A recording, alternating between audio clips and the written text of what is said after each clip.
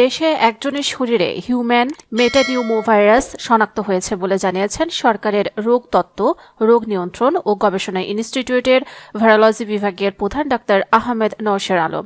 এবার এই ভাইরাস বিষয়ে সতর্কতা জারি করেছে স্বাস্থ্য অধিদপ্তর। রোববার এক সংবাদ বিজ্ঞপ্তিতে স্বাস্থ্য অধিদপ্তর জানায়, চীনসহ উপমহাদেশের বিভিন্ন দেশে এইচএমপি ভাইরাসের প্রাদুর্ভাব এবং তীব্রতা উদ্বেগজনকভাবে বৃদ্ধি পেয়েছে। বিশেষ করে 14 বছরের কম বয়সী শিশু এবং 65 বছর বা তার বেশি বয়সী ব্যক্তিদের মধ্যে এ রোগের সংক্রমণ বেশি দেখা যায়।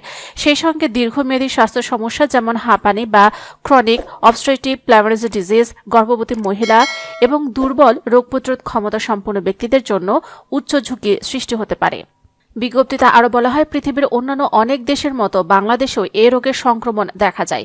সম্প্রতি চীন ও অন্যান্য দেশে এর প্রাদুর্ভাব দেখা দেওয়ায় বাংলাদেশে এর সংক্রমণ নিয়ন্ত্রণে রাখা আবশ্যক, যার জন্য সকল যন্ত্র, সেবা কেন্দ্র এবং পয়েন্টস অফ এন্ট্রি সমূহে স্বাস্থ্যবিধি জোরদার করা প্রয়োজন। এর প্রেক্ষিতে বাংলাদেশ এই ভাইরাস সংক্রমণ প্রতিরোধে কিছু নির্দেশনা অনুসরণ করা এবং জনগণের মধ্যে স্বাস্থ্য সচেতনতা বৃদ্ধির জন্য অনুরোধ করেছেন।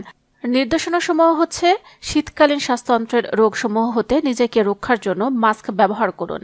হাঁচি ও কাশির সময় গামছা বা টিস্যু দিয়ে নাক মুখ ঢেকে রাখুন। ব্যবহৃত টিস্যুটি অবিলম্বে ঢাকনাযুক্ত ময়লা ফেলার ঝুড়িতে ফেলুন এবং হ্যান্ড স্যানিটাইজার অথবা সাবান পানিতে হাত ধুয়ে ফেলুন। আক্রান্ত হয়েছেন এমন ব্যক্তিদের সংস্পর্শ এড়িয়ে চলুন এবং কমপক্ষে 3 ফুট দূরত্ব বজায় রাখুন। ঘন ঘন সাবান এবং পানি কিংবা হ্যান্ড স্যানিটাইজার দিয়ে হাত ধোন অন্তত 20 সেকেন্ড। অপরিষ্কার হাতে চোখ, নাক, মুখ ধরবেন না। আপনি জ্বর, কাশি এবং শ্বাসকষ্টে আক্রান্ত হলে সুস্থ না হওয়া পর্যন্ত বাড়িতেই থাকুন।